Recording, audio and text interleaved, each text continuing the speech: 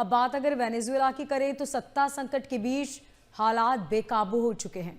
राष्ट्रपति भवन के पास ड्रोन दिखने के बाद फायरिंग हुई, बिजली गुल हो गई। अब भी स्थिति बहुत ज्यादा खराब है। आपको क्या लगता है आने वाले वक्त में क्या स्थिति बन सकती है वेनेजुएला में? देखिए, वेनेजुएला का बड़ा अच्छा प्रश्न है मोनिका जी। वेनेजुएला में कई सारे फोर्सेस, कई सारी चीजें एक साथ एक्ट कर रही है। मैंने आर्टिकल देखा, उसमें लिखा भाई जो मार्को रूबियो नए वाइस रॉय है वेनेजुएला के। मैंने कहा काफी गलत नहीं होगा, मिलता जुलता आर्टिकल है। तो ऑन द लाइटर साइड देखिए, वेनेजुएला में जो नई अभी प्रेसिडेंट को स्वेरन किया गया, डॉल्सी रोड्रिग्स।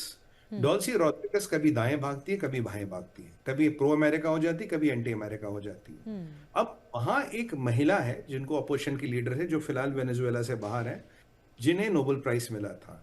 ये कह रही है कि भाई मैं आऊंगी, क्योंकि जो डॉल्सी रोड्रिग्स है, जो अभी की प्रेसिडेंट है, ये माफिया है।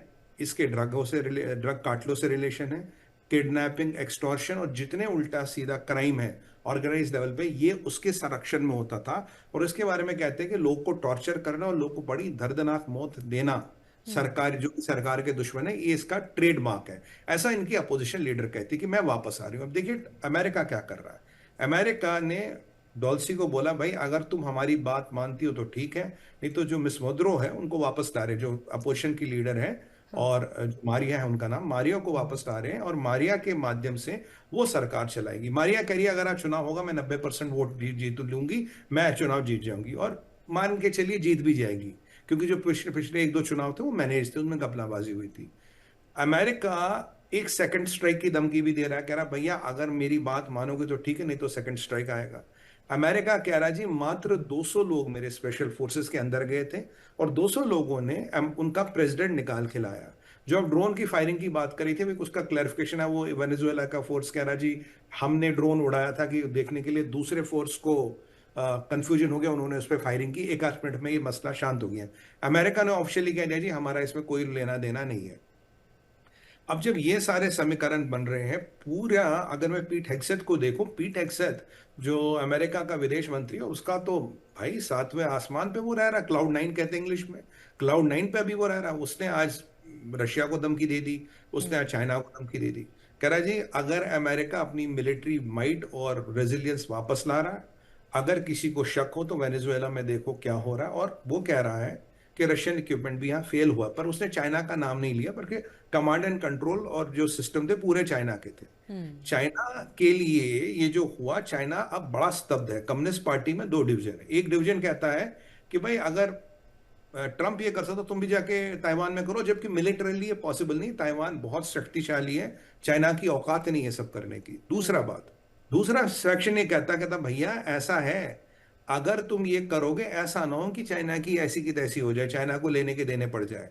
तो मतलब वहां अब ताइवान को लेके बड़ा विरोध हो गया।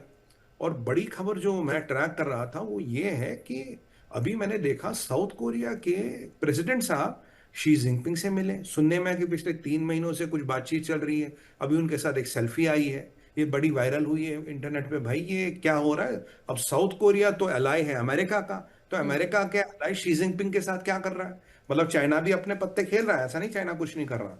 कम्युनिस्ट पार्टी में डिवीजन हो गया कि करे ना करे। इतने में पीट हेग्सेथ ने रशिया को धमकी दे दी और अपना चाइना को धमकी दे दी। और यहां पे अब ट्रंप के आसपास ये अटकलें लग रही कि ट्रंप का अगला मूव क्या होगा। अमेरिका की सारी जो ऑयल प्रोड्यूसिंग कंपनियां हैं उनको बोला गया है, आदेश दिया गया वेनेजुएला जाओ, पैसे लगाओ, तेल निकालना भैया, धड़ल्ले से तेल निकालना और उस तेल को बेचना भी है। तो अमेरिका की कंपनियां वहां लगी है। मिलिट्री घेराव वेनेजुएला का खत्म नहीं हुआ। अमेरिका ने और एसेट्स डिप्लॉय कर लिए कि ऐसा ना हो कि कल को चाइना का या किसी का इंटरवेंशन हो। ऐसे चाइना की इतनी औकात है नहीं, वो करेगा। देखिए चाइना क्या जितना सट्टा लगा था वेनेजुएला में सारा फेल हो गया।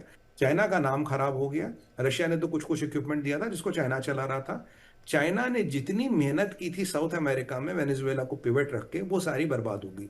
अब चाइना भी बौखलाया हुआ है, इसीलिए उसने साउथ कोरिया को फंसाने की कोशिश की। और चाइना का लॉजिक बिल्कुल सिंपल होता है कि जो टॉप मोस्ट लीडर होता है उसको ब्राइब कर दो, 50 बिलियन, 10 बिलियन, 20 बिलियन, जितने में बिकता है सीधा खरीद लो, काम खत्म। क्योंकि वो हाथ में आ गया, पूरी कंट्री हाथ में आ गई। वो तो प्रभु की अनुकंपा, उनके ये जादू मोदी जी पे नहीं चलते। क्योंकि ये तो सीआईए की भी रिपोर्ट है कि मोदी इज अनकरप्टेबल, आप मोदी को खरीद नहीं सकते। सीआईए ने ऑफिशियली अपने गवर्नमेंट को रिपोर्ट दे चुका है ये।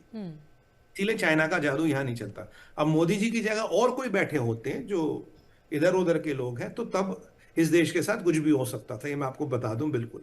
तो यहाँ चाइना भी लग रहा है मेरे पैसे डूब गए। अब पाकिस्तान में कल हमने डिस्कस ही किया, तो चाइना को ओवरऑल लग रहा है जब तक ये नेशनल स्ट्रेटजी डॉक्यूमेंट आया है कि अल्टीमेटली निशाना जहां रुकेगा, जहां गाड़ी रुकेगी, गाड़ी का आखिरी स्टेशन चाइना है, इसमें कोई डाउट नहीं है।